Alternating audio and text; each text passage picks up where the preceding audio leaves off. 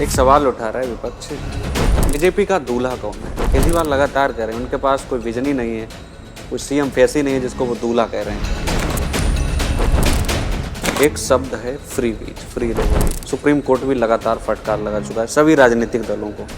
प्रधानमंत्री मोदी भी इसके खिलाफ हैं।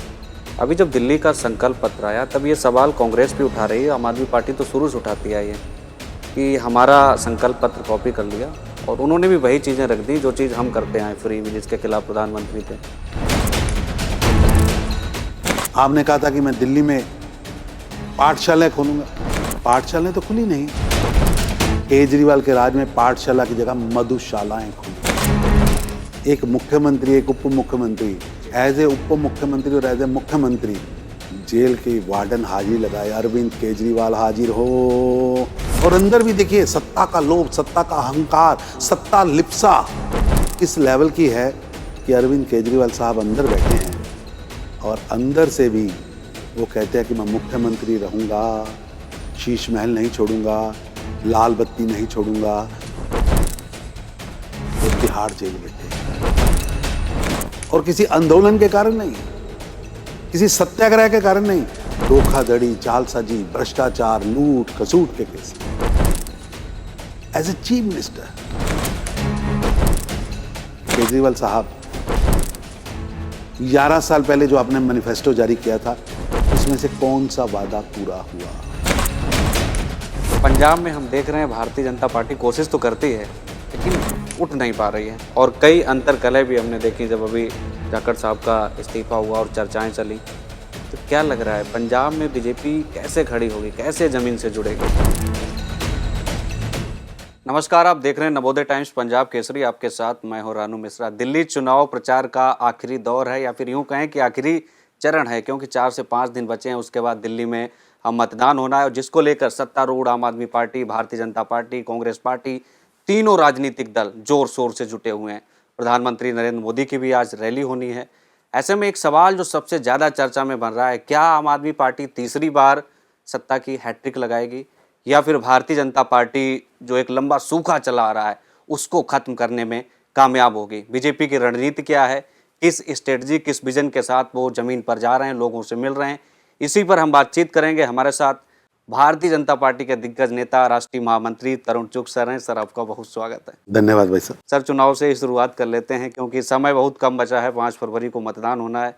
क्या तैयारी है भारतीय जनता पार्टी की? प्रधानमंत्री मोदी जी के यशस्वी नेतृत्व, डायनेमिक डिसाइसिव लीडरशिप के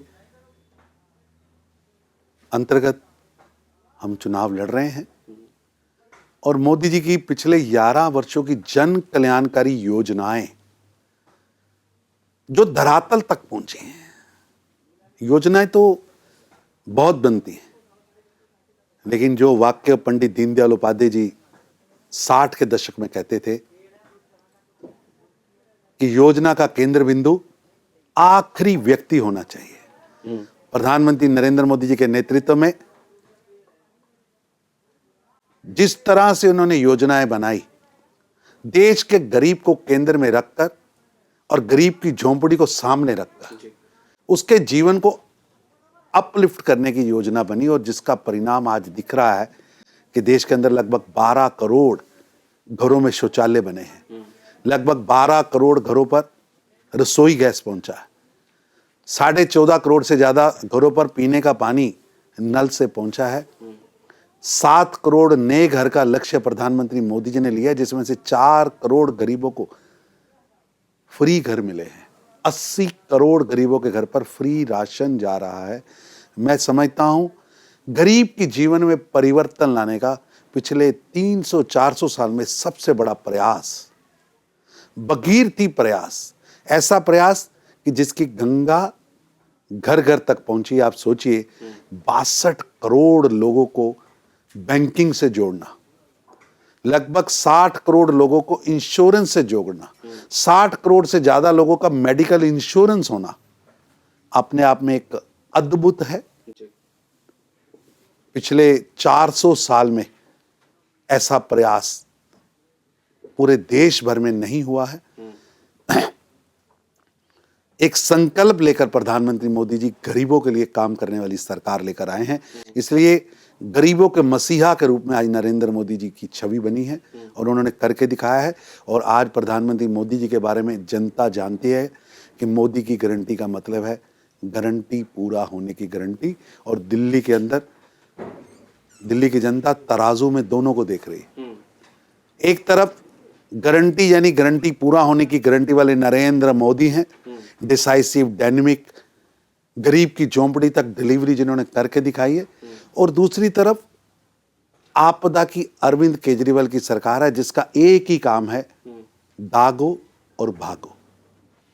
जिसने कहा तो ये कि जीरो टॉलरेंस ऑन करप्शन की सरकार होगी, लेकिन आज दिल्ली के अंदर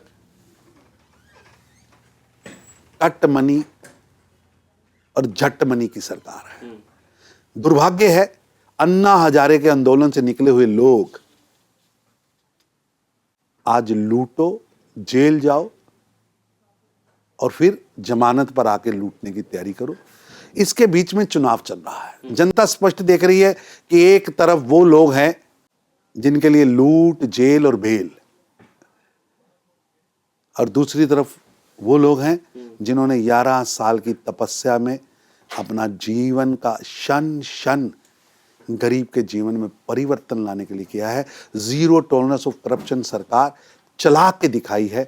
आज हमारे चिर विरोधी भी प्रधानमंत्री मोदी जी की ईमानदारी, मेहनत की प्रकाष्ठा, गरीबों के प्रति उनका लगाव और गरीबों के प्रति उनकी कमिटमेंट को सलूट करते हैं। इसलिए आज चुनाव दिल्ली की जनता के सामने मोदी जी के 11 साल की परफॉर्मेंस, गरीबों के प्रति उनकी योजनाएं और पिटी हुई, लड़खड़ाती हुई केजरीवाल की उलझी हुई सरकार को देखकर है। आप अंदाजा लगाइए, आज जनता में चर्चा है कि ये चुनाव जनता वर्सेस जमानती के बीच में है। एक तरफ जनता है और दूसरी तरफ जमानती है कि जो व्यक्ति, चाहे वो जल बोर्ड घोटाला हो, चाहे शराब घोटाला हो, उसमें पूरी तरह लिप्त है। और दूसरी तरफ एक स्वच्छ छवि है, डिलीवरी करके दिखाई है, आंकड़ा बोलता है। 4 करोड़ घर दिए हैं। अगर प्रधानमंत्री मोदी जी कह रहे हैं जहां झोपड़ी वहां मकान, तो लोगों को विश्वास है कि जो मोदी गरीब दूर गांव में बैठे व्यक्ति तक मकान पहुंचा सकता है, तो दिल्ली में भी वो पूरा होने वाला है। आप गारंटी की बात कर रहे हैं। आम आदमी पार्टी आप पर आरोप लगा रही है कि बीजेपी का कोई विजन नहीं है और जो संकल्प पत्र है वो भी आम आदमी पार्टी की ही गारंटियों का कॉपी है। ऐसा है कि आम आदमी पार्टी की गारंटी के पीछे लॉजिक नहीं है। लॉजिक नहीं है। लॉजिक होना बहुत जरूरी है। पैसा आएगा कहाँ से, जाएगा कहाँ। हमने कहा कि हम 2500 रुपया प्रति महिला को देंगे, हमने कहा 2 रसोई गैस फ्री मिलेंगे, 500 रुपये में रसोई गैस मिलेगा, तो उसका पूरा कैलकुलेशन भी दिया।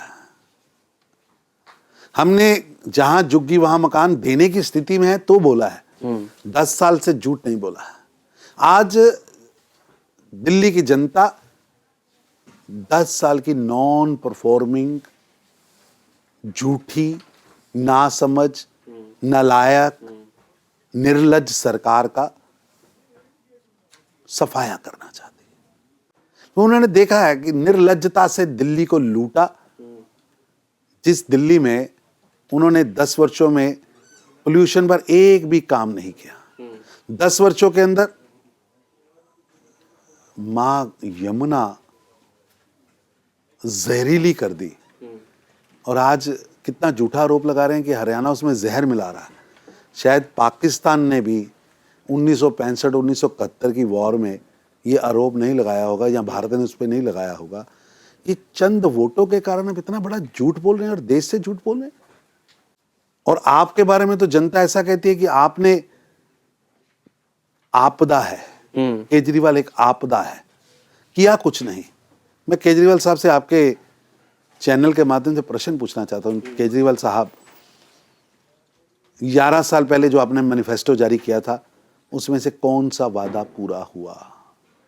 दिल्ली गैस चैम्बर बन गई, हर घर पानी पहुंचना था। आपने कहा था पानी माफ बिजली हाफ, इतने इतने बड़े बिल आ रहे हैं लोगों के घरों में, पानी का संकट है, और आप जल बोर्ड के चेयरमैन हैं।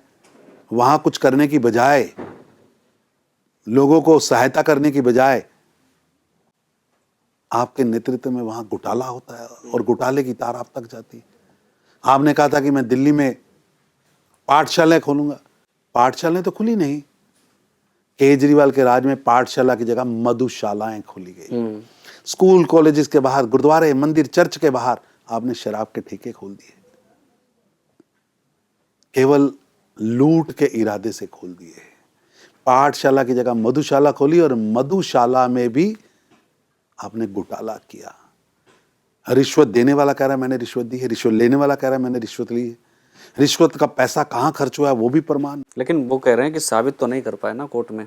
तो कोर्ट में भी तो केस चल रहा है, साबित क्या? आप देश की न्यायालय में, कह रहे चवन्नी नहीं मिली है। देश के न्यायालय में खड़े होकर जब देश का जज आपको कहता है कि prima facie Arvind Kejriwal as a president Aam Aadmi Party वो करप्ट है, और prima facie as a CM Arvind Kejriwal corrupt है, इसलिए मुख्यमंत्री के पद पर वो काम नहीं कर सकते, ये कौन कह रहा? अगर आप सही थे तो न्यायालय कहता आइए, आपके पास गणित था, आप मुख्यमंत्री रहते, क्योंकि न्यायालय कह रहा है आप करप्ट हैं, आप मुख्यमंत्री की कुर्सी पर नहीं बैठे। इसके पीछे वो एक तर्क दे रहे हैं। उनका कहना है सुप्रीम कोर्ट ने शर्तों के साथ हमें जमानत दी है, इसमें शर्तें हैं कि वो सीएम ऑफिस नहीं जा सकते, क्यों नहीं जा फाइल पर सकते? साइन नहीं कर क्यों सकते। नहीं जा सकते? लेकिन वो तर्क ये दे रहे हैं कि जैसे सिसोदिया को जमानत मिली थी शर्तों के साथ कि उन्हें हर गुरुवार को शायद थाने में हाजिरी लगानी पड़ेगी, वो शर्त खत्म हो गई, तो कह रहे ये भी शर्तें खत्म हो ऐसा है कि आप सोचिए, एक मुख्यमंत्री, एक उप मुख्यमंत्री, एज ए उप मुख्यमंत्री और एज ए मुख्यमंत्री जेल के वार्डन हाजिरी लगाए, अरविंद केजरीवाल हाजिर हो, और एज ए चीफ मिनिस्टर, दुनिया की एक एग्जांपल होगी, एज ए चीफ मिनिस्टर वो तिहाड़ जेल में थे, और किसी आंदोलन के कारण नहीं, किसी सत्याग्रह के कारण नहीं, धोखाधड़ी, जालसाजी, भ्रष्टाचार, लूट खसूट के केस में एज ए चीफ मिनिस्टर। और अंदर भी देखिए सत्ता का लोभ, सत्ता का अहंकार, सत्ता लिप्सा किस लेवल की है कि अरविंद केजरीवाल साहब अंदर बैठे हैं और अंदर से भी वो कहते हैं कि मैं मुख्यमंत्री रहूंगा, शीश महल नहीं छोड़ूंगा, लाल बत्ती नहीं छोड़ूंगा, गाड़ी नहीं छोड़ूंगा, सिक्योरिटी नहीं चाहिए, और जो उनको मिल के आता है वार प्रेस करता है। केजरीवाल साहब को अंदर वीआईपी कल्चर नहीं मिल रहा है। अरे आप तो वीआईपी कल्चर के विरोध में सत्ता में आए थे, आपने कहा था घोड़ी गाड़ा नहीं लूंगा, आज घोड़ी भी चाहिए, बड़ी बड़ी गाड़ियां भी चाहिए, और गाड़ियां ही नहीं, गाड़ियों का काफला चाहिए। रहने के लिए मकान नहीं लूंगा, मकान छोड़िए शीश महल चाहिए। वीआईपी कल्चर की इतनी आदत पड़ गई है, मुख्यमंत्री के नाते भी चाहिए, जेल में बैठे हुए मुख्यमंत्री के भी नाते चाहिए। आप तो कहते थे उंगली होगी रिजाइन करेंगे, अरे उंगली छोड़िए, देश के सर्वोच्चतम न्यायालय ने आपको जेल भेज दिया। जेल पुलिस ने नहीं पकड़ा उनको, न्यायालय से जेल गए, यानी न्यायालय ने कहा आप दोषी हैं, चलिए अंदर, जब तक फैसला नहीं होता। तो आप वहां बैठकर भी मुख्यमंत्री के नाते सरकार चला रहे हैं, बोलते मैं अंदर से साइन करूंगा।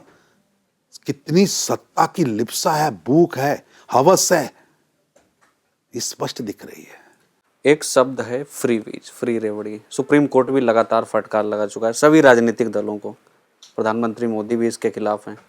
अभी जब दिल्ली का संकल्प पत्र आया तब ये सवाल कांग्रेस भी उठा रही है, आम आदमी पार्टी तो शुरू से उठाती आई है कि हमारा संकल्प पत्र कॉपी कर लिया, और उन्होंने भी वही चीज़ें रख दी जो चीज़ हम करते आए, फ्री वीज, जिसके खिलाफ प्रधानमंत्री थे। असल में अरविंद केजरीवाल और आपदा पार्टी में घबराहट है कि उन्होंने 2100 दिया है, और प्रधानमंत्री मोदी जी की जो लाडली योजना है जो मध्य प्रदेश में बाकी जगह पे चली, उसी को हमने यहाँ 2500 चालू किया, और लोगों को विश्वास है कि केजरीवाल ने कहा है मिलने वाला नहीं है, मोदी ने कहा है तो मोदी की गारंटी है, तो गारंटी पूरा होने की गारंटी है, गारंटी पूरा होने की गारंटी है। और वही प्रधानमंत्री मोदी जी कह रहे हैं कि 500 रुपये में रसोई गैस मिलेगा, 2 गैस होली और दीपावली पे फ्री मिलेंगे।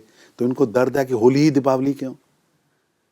गर्भवती महिला को 21,000 मिलेगा, 6 पोषण किट मिलेंगी, झुग्गी वाले को 5 रुपए में पौष्टिक खाना भी मिलेगा, और रहने के लिए मकान भी मिलेगा, और 70 साल के बुजुर्गों को 10 लाख का मुफ्त इलाज और निशुल्क ओपीडी मिलेगी। आयुष्मान भारत की योजना के तहत 10 लाख रुपए का मुफ्त इलाज। आयुष्मान तो दिल्ली में लागू ही नहीं है। हम करेंगे ना, हाई कोर्ट हम ने कहा करेंगे कि ना, लागू करो, सुप्रीम कोर्ट ने रोक हम लगा हम दी। करेंगे। लेकिन ये दर्द हो रहा है कि यार इतनी अच्छी घोषणाएं प्रधानमंत्री मोदी जी ने करके दिखा दी, और अनुसूचित जाति के विद्यार्थियों के लिए doctor Bhimrao Ambedkar standard startup योजना, जिसके तहत प्रति माह उनको स्टाइपेंड मिलने वाला, जीवन बीमा 15 लाख रुपए तक ऑटो टैक्सी वालों को, चालकों को, उनका वेलफेयर बोर्ड बनाने की बात, 10 लाख रुपए का जीवन बीमा, 15 लाख रुपए का दुर्घटना बीमा, और अलग अलग चीजें उनको दी जा रही हैं। ये आप सोचिए, किसी ने आज तक सोचा था कि रेहड़ी पटरी वाले को लोन मिलना चाहिए? प्रधानमंत्री मोदी जी ने रेहड़ी पटरी वाले को 10,000, 20,000 और 50,000 के लोन की उसमें लाकर उसके जीवन में कैसे सुधार हो सकता है। अब प्रधानमंत्री जी ने कहा कि घरेलू काम करने वाले, आपके घर पे मेड का काम करने वाली जो बहन है, आपके घर में पोछा लगाने वाली बहन है, आपके माली हैं, आपके घर के अंदर एक औसतन घर में 5-6 काम करने वाले लोग हैं, उनका बोर्ड बने और उनके जीवन को कैसे सुगम और सुरक्षित बनाया जा सकता है। लेकिन यहाँ लोग प्रश्न उठा रहे हैं कि केजरीवाल साहब तो वही हैं जिन्होंने पंजाब में 1,000 की बात की थी तो मिला नहीं। तो उनको लगता है कि केजरीवाल का मतलब है झूठ, केजरीवाल का मतलब है वादा खिलाफी, और नरेंद्र मोदी जी का मतलब है गारंटी, पूरा होने की गारंटी। एक सवाल उठा रहा है विपक्ष, बीजेपी का दूल्हा कौन है? केजरीवाल लगातार कह रहे हैं उनके पास कोई विजन ही नहीं है, कोई सीएम फेस ही नहीं है जिसको वो दूल्हा कह रहे हैं। तो क्या ऐसी चीजें रह गई कि बीजेपी सीएम फेस लॉन्च करने में? ऐसा है कि भारतीय जनता पार्टी एक लोकतांत्रिक दल है। हम सत्ता में आएंगे, निश्चित रूप से आएंगे, और हमारा विधायक किसी के जेब से पर्ची नहीं निकलेगी। विधायक चुना जाएगा, विधायक अपने नेता चुनेंगे, और दिल्ली की जनता जिसे नेता चुनेगी वो दिल्ली का बेटा बेटी होगी। पर मैं दूसरा प्रश्न पूछना चाहता हूँ, आज दिल्ली में मुख्यमंत्री कौन है? आतिशी मुख्यमंत्री हैं, आम आदमी पार्टी के मुख्यमंत्री हैं, चुनी हुई मुख्यमंत्री हैं, बहुमत प्राप्त मुख्यमंत्री हैं। आम आदमी पार्टी की किसी भी पोस्टर पे आपको उनकी शक्ल दिखी? किसी भी नारे में दिखी? अरे आप मुख्यमंत्री का नाम लेकर काम नहीं कर रहे। ये अंतर्कलह है कि आपका मानना है कि आतिशी जी का कार्यकाल दिल्ली के विकास के लिए सबसे बड़ी बाधा है, कि आप चुनाव लड़ रहे हैं लेकिन अपने मुख्यमंत्री का नाम नहीं ले रहे, और आप मुख्यमंत्री बनने वाले नहीं हैं। इसका मतलब कोई तीसरे के बारे में आप विचार कर रहे हैं। आप बन नहीं सकते, आतिशी का नाम नहीं ले रहे।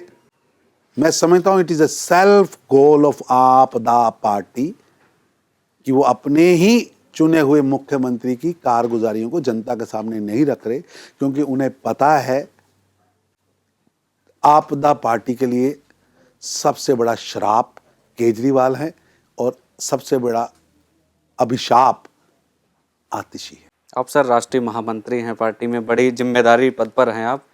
एक सवाल बड़ा इस बार चर्चा में रहा, मीडिया में भी, राजनीतिक गलियारों में भी। जिस बीजेपी को हम देखते हैं कि कोई भी चुनाव हो सबसे पहले उनकी कैंडिडेट की लिस्ट आती है, विधानसभा का हो, लोकसभा का हो। अभी ताजे उदाहरण है हरियाणा, महाराष्ट्र लोकसभा का चुनाव। लेकिन इस बार जब हमने दिल्ली का चुनाव देखा, बीजेपी की लिस्ट आती है बिल्कुल लास्ट में। मतलब जो नॉमिनेशन की भी डेट आ गई तो उसके दिन कई कैंडिडेटों को जारी किया गया। 2-4 कैंडिडेट छोड़ दें जी, तो चुनाव घोषित होते ही लिस्ट आई है, और चुनाव घोषित होने से पहले भी लिस्ट आई है, समय पर लिस्ट आई है। 2-4 नाम ऐसे होते हैं जिस पर विचार करना पड़ता है। पार्टी के अंदर एक ही स्तर के 2 कार्यकर्ता, 3 कार्यकर्ता एक ही स्तर के होते हैं, तो पार्टी को उसमें समय लगता है। लेकिन 99% सीटें समय से पूर्व घोषित हुई हैं। अभी एक मुद्दा चल रहा है बड़ी तेजी से, यमुना का ये मुद्दा चल रहा है कि हरियाणा सरकार पर आरोप लग रहे हैं, वहाँ के मुख्यमंत्री पर आरोप लगा रहे हैं अरविंद केजरीवाल, आम आदमी पार्टी, कि यमुना के पानी में एक जहर जैसा कुछ मिला दिया गया है। अरविंद केजरीवाल और उनकी जुंडली झूठ की पराकाष्ठा कर रही है। मैं केजरीवाल साहब से कहना चाहता हूं कि कोई प्रमाण दें, प्रमाण दें। विश्व के सबसे बड़े 420 नेता अरविंद केजरीवाल की आदत है झूठे आरोप लगाओ और भाग जाओ। अब जो घोटालों के शहंशाह केजरीवाल साहब ने तो हद कर दी है। इतने संगीन रूप, इतना झूठ, और उनके झूठ को उन्हीं की सरकार का जल बोर्ड का सीईओ कह रहा है कि केजरीवाल साहब झूठ बोल रहे हैं। जनता देख रही है, लेकिन जनता भी ये भी देख रही है कि राजनीति में इतने नीचे गिर सकते हैं। अरे आप तो कहते थे डिप एंड शिप चलाऊंगा, और हालात ये हैं कि आपको अपनी नालायकियों, नासमझियों, नसुखियापन को बचाने के लिए आप हरियाणा पर जहर घोलने का आरोप लगा रहे हैं। केजरीवाल साहब, आपको देश से माफी मांगनी चाहिए, हरियाणा की जनता से माफी मांगनी चाहिए, दिल्ली की जनता से माफी मांगनी चाहिए, जो आपने शर्मनाक, बिना तथ्य, बिना जानकारी, बिना सबूत आपने झूठा आरोप लगाया है। हरियाणा की जनता, अरे आप ऐसा आरोप लगा रहे हैं, दुर्भाग्यपूर्ण। दिल्ली चुनाव से हटके सर अब जम्मू कश्मीर पर आते हैं, क्योंकि आप वहाँ के प्रभारी भी हैं और अभी जम्मू कश्मीर में हाल ही में विधानसभा चुनाव संपन्न हुआ है। बड़ी सीटें आपने जीती, काफ़ी अच्छी सफलता रही भारतीय जनता पार्टी की, लेकिन बहुमत से दूर रही। आप प्रभारी रहे जम्मू कश्मीर में, क्या ऐसी चीज़ें रहीं कि कश्मीर घाटी में, कश्मीर वैली में आप खाता भी नहीं खोल पाए? ऐसा है कि जम्मू कश्मीर को आप एक यूनिट की तरह देखिए। भारतीय जनता पार्टी को जनता का आशीर्वाद भरपूर मिला है और लोगों ने प्रधानमंत्री मोदी जी की नीतियों को, प्रधानमंत्री मोदी जी के किए हुए कामों को सराहा है। मेरे को याद है अमर अब्दुल्ला साहब ने इसको रेफरेंडम कहा था जी। फारूक अब्दुल्ला साहब ने कहा था कि ये 370 के खिलाफ वोट है। तो मैं आपके चैनल के माध्यम से कहना चाहता हूं कि 1,40,000 लोगों ने नेशनल कॉन्फ्रेंस से ज्यादा वोट मोदी जी को दिए हैं। ये 1,40,000 ज्यादा वोट जो मिला है, परसेंटेज में भी वोट सबसे ज्यादा भाजपा को मिला है। सीटों के गणित में प्लस माइनस होगा, लेकिन इतना वोट ये स्पष्ट करता है कि जम्मू कश्मीर की जनता ने प्रधानमंत्री मोदी जी की जीरो टॉलरेंस ऑन टेररिज्म और जम्मू कश्मीर के विकास को एक नई दिशा देने की जो सोच है, 370 और 35 एक तोड़ने की जो उनकी कोशिश हुई, जिन्होंने इसको प्रयास को कामयाब किया और जम्मू कश्मीर की जनता का दिल जीता। जम्मू कश्मीर की जनता ने खुलकर प्रधानमंत्री मोदी जी की नीतियों को वोट किया है। ये पहली बार है कि जहां बायकाट की राजनीति होती थी, वहां आज जनता खुलकर वोट कर रही है। हमें घाटी में भी 50,000 से ज्यादा वोट मिला है जी। हम पिछली बार लगभग 11 सीटें जीते थे, फिर 25 सीटें जीते हैं, अब 29 सीटें जीते हैं, लगभग 15 सीटों पे हम नंबर 2 पर रहे हैं। मैं समझता हूँ ये बहुत जबरदस्त परफॉर्मेंस है। ये एक ऐसी परफॉर्मेंस है जो बताती है कि जनता का रुझान, जनता का प्यार प्रधानमंत्री मोदी जी के प्रति लगातार बढ़ रहा है। अधिक मत ये बता रहे हैं कि जम्मू कश्मीर की जनता मोदी जी के साथ है, 370 और 35 से तोड़ने वाले मोदी जी के साथ है। और सचमुच प्रधानमंत्री मोदी जी ने जम्मू कश्मीर में स्थायी शांति, एक सवाल और सर, जम्मू कश्मीर पर और विकास दोनों चीजें करके दिखाई। उमर अब्दुल्ला साहब ने अभी तारीफ भी की थी प्रधानमंत्री मोदी की। वो हमने तस्वीरें भी देखी, वीडियो भी देखे और बड़ी चर्चा चली, क्योंकि वो इंडिया अलायंस का हिस्सा हैं। उसके बाद चर्चाएं चली कि वो कहीं ना कहीं एनडीए की ओर आकर्षित हो रहे हैं, और एक ये भी बड़ी वजह चर्चा तर्क दिया जा रहा है पूर्ण राज्य का दर्जा, जो वो लगातार मांग कर रहे हैं। ऐसा कि पूर्ण राज्य के दर्जे के लिए तो हम कमिटेड हैं। प्रधानमंत्री मोदी जी ने मुंह से निकाला है तो मोदी जी ने कहा है तो वो होता है। लेकिन मेरा ये कहना है, उमर अब्दुल्ला छोड़िए, पूरे विश्व के नेता, बड़े बड़े देशों के नेता, देश के अंदर बड़े बड़े नेता, कैमरे के सामने या कैमरे के बाहर प्रधानमंत्री मोदी जी की तारीफ करते हैं, मोदी जी के कामों की तारीफ करते हैं, उनकी मेहनत की प्रकाष्ठा और गरीब के हित में जो सोच है उसके आगे नतमस्तक होते हैं। मैं समझता हूं मोदी जी का मैजिक, ये जो मोदी मैजिक है, वो निश्चित रूप से आज पूरे विश्व में छाया है। प्रधानमंत्री मोदी जी की चमक व धमक भारत की आइडियोलॉजी को, भारत के डीएनए की सोच को, भारत के विजन को, भारत की जो सोच है उसका संदेश पूरे विश्व में मिल रहा है। आप सोचिए, जो भारत दुनिया की 12वीं 14वीं अर्थव्यवस्था थी, लड़खड़ाती हुई अर्थव्यवस्था थी, जहां अपने धन को गिरवी रख के देश चलाना पड़ रहा था, आज वो भारत मोदी जी के नेतृत्व में विश्व की 5वीं अर्थव्यवस्था बना है, दुनिया की सबसे तेजी से बढ़ती हुई अर्थव्यवस्था बना है, दुनिया की ताकत के रूप में उभरा है। आज भारत विश्व की तीसरी अर्थव्यवस्था बनने जा रहा है, जिसके पीछे प्रधानमंत्री मोदी जी का विजन और मेहनत की प्रकाष्ठा है। इसलिए पूरा विश्व, चाहे वो सऊदी हो, चाहे अमेरिका हो, चाहे रूस हो, चाहे जर्मन हो, चाहे जापान हो, चाहे एशियन कंट्री हो, सभी के नेता मोदी जी के साथ चलना चाहते तो हैं, सर मिलना चाहते हैं। कब तक माना जाए कि जम्मू कश्मीर को पूर्ण राज्य का दर्जा मिल जाएगा, क्योंकि लगातार मांग हो रही, पूरा इंडिया ऐसा है कि मेरे को याद है, पहले मांग होती थी 370 और 35 से टूटने की, 5 अगस्त 2019 को हमने उसको हटा दिया। फिर मांग होती थी शांति की, हमने स्थायी शांति दी। फिर मांग होती थी, वहां 7 दशकों से पंचायत सिस्टम नहीं था, 3 टायर सिस्टम नहीं था। आज हमने पंचायत सिस्टम लागू किया, जिला परिषद ब्लॉक समिति लागू की, उनके चुनाव कराए, संपन्न चुनाव हुए, वोटर लिस्ट परिसमन दोनों नहीं हुए थे, कई दशकों से नहीं हुए थे। हमने परिसमन भी कराया, वोटर लिस्ट भी रिफाइंड कराई और वहां पर चुनाव भी कराया। हर बात पर दूसरी पार्टियां कहती थी ये नहीं होगा, ये नहीं हो सकता।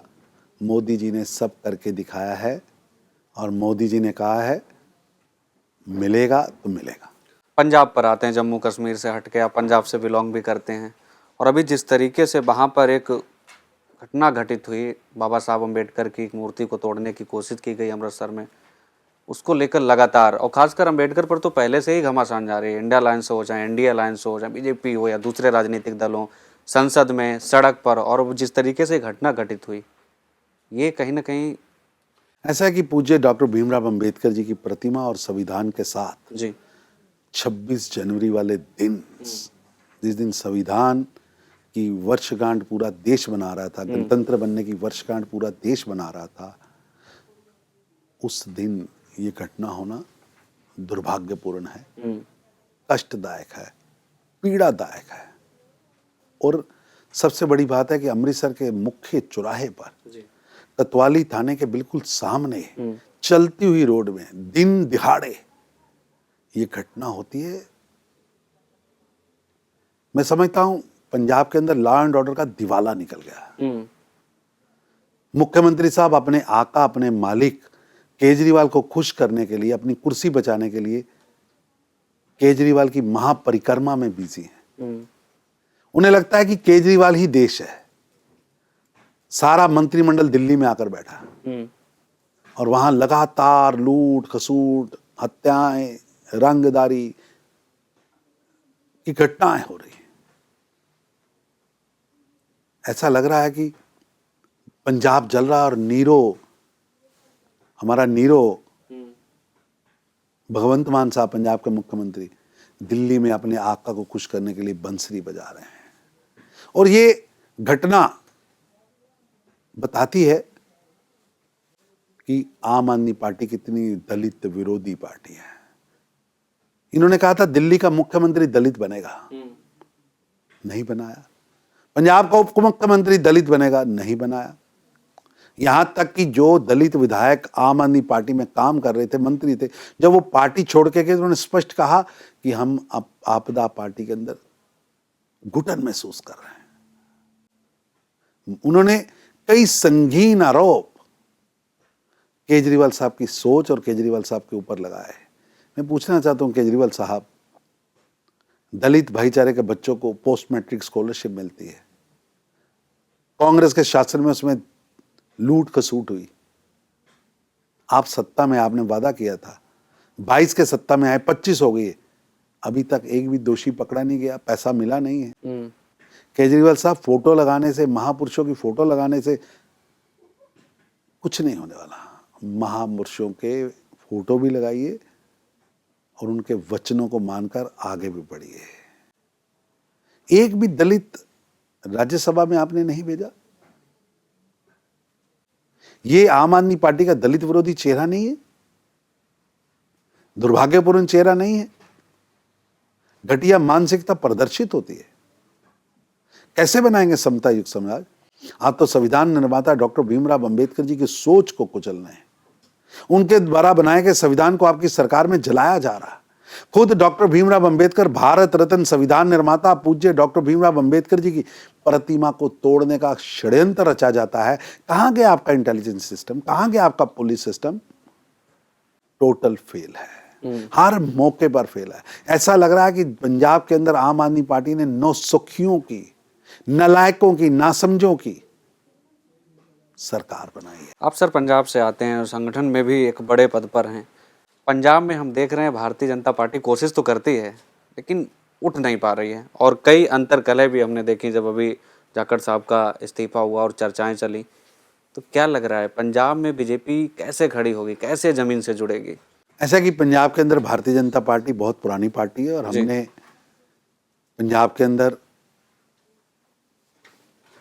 कई बार सरकार बनाई है, अच्छी सरकार चलाई है। 1997 से हमने अकाली दल के साथ समझौता किया था। 1997 से लेकर वो हमारा समझौता चला जिसमें हमने कई चुनाव लड़े, कई लोकसभा लड़ी, कई विधानसभा लड़ी और बहुत अच्छी विजय, बहुत अच्छा आशीर्वाद पंजाब की जनता ने हमें दिया है। और प्रधानमंत्री मोदी जी के नेतृत्व में भारतीय जनता पार्टी पंजाब में बहुत तेजी से आगे बढ़ी है। अब हमारा समझौता नहीं है और अभी लगातार हमारा वोट बैंक बढ़ा है। आज भारतीय जनता पार्टी को 2024 के लोकसभा चुनाव में 18% वोट मिला है। मैं समझता हूँ एक बहुत बड़ी जंप लगी है और एक बड़ी जंप की तैयारी में हम हैं। निश्चित रूप से जनता का आशीर्वाद हमें मिलेगा और भारतीय जनता पार्टी आने वाले समय में पंजाब के अंदर सरकार बनाएगी। सर एक आखिरी सवाल दिल्ली चुनाव को लेकर, पार्टी कितनी सीटें जीतने जा रही है? ऐसा है कि दिल्ली की जनता का मूड स्पष्ट दिख रहा है। दिल्ली की जनता स्पष्ट कह रही है bye bye Kejriwal, bye bye आपदा। नहीं चाहिए केजरीवाल, नहीं चाहिए आपदा। जनता ने मन बनाया कि डेंटेड, करप्ट पाठशाला की जगह मधुशाला खोलने वाले, क्लासरूम की जगह टॉयलेट दिखाने वाले, दिल्ली को गैस चैम्बर बनाने वाले केजरीवाल नहीं चाहिए। इन्होंने खुद खड़े होकर कहा था कि 2025 तक अगर यमुना डिप एंड सिप की स्थिति में ना जाए तो मेरे को वोट मत देना। नहीं, वो तो 3 गलतियां भी जब उनकी 15 गारंटियां आई, उन्होंने 3 चीजें रखी हैं। एक तो सड़कें, यमुना साफ और दूसरा पोल्यूशन का मुद्दा। और इसके पीछे वो तर्क दे रहे हैं कि इन्होंने हमें जेल में डाल दिया, बीजेपी वालों ने काम ही नहीं करने दिया। 11 साल आप बाहर मुख्यमंत्री रहे हैं, केवल झूठ बोलने के अलावा आपके पास कोई आज वादा नहीं है। जनता जानना चाहती है 11 साल क्या किया, कोई एक समस्या तो बताओ जिसका हल किया हो। आपका टोटल कार्यकाल जब पूरे दिल्ली को कम से कम 5 दशक पीछे लेके गया है। आपके 1 दशक के शासनकाल ने दिल्ली को इंफ्रास्ट्रक्चर में, दिल्ली को विकास में 5 साल पीछे कर दिया है। और दिल्ली भारत का कैपिटल स्टेट है, इसलिए दिल्ली आगे बढ़नी चाहिए, दिल्ली विश्व स्तरीय बननी चाहिए। वो विजन प्रधानमंत्री मोदी जी के पास है। इसलिए दिल्ली की जनता मन बना चुकी है कि बाय बाय केजरीवाल, नहीं चाहिए केजरीवाल, आपदा से मुक्ति दिल्ली को चाहिए। बहुत धन्यवाद सर हमारे साथ बातचीत करने के लिए। तो ये थे भारतीय जनता पार्टी के राष्ट्रीय महामंत्री तरुण चुग, जिनसे हमने जाना भारतीय जनता पार्टी की स्ट्रेटजी क्या है, क्या रणनीति, क्या विजन के तहत वो दिल्ली चुनाव लड़ रहे हैं और कैसे भारतीय जनता पार्टी सत्ता के मुकाम तक पहुंचेगी। फिलहाल के लिए इतना ही। आप देखते रहिए नवोदय टाइम्स पंजाब केसरी। नमस्कार। हमसे जुड़े रहने के लिए हमारे YouTube चैनल को सब्सक्राइब करें और नई वीडियो की नोटिफिकेशन के लिए बेल आइकॉन को दबाएं।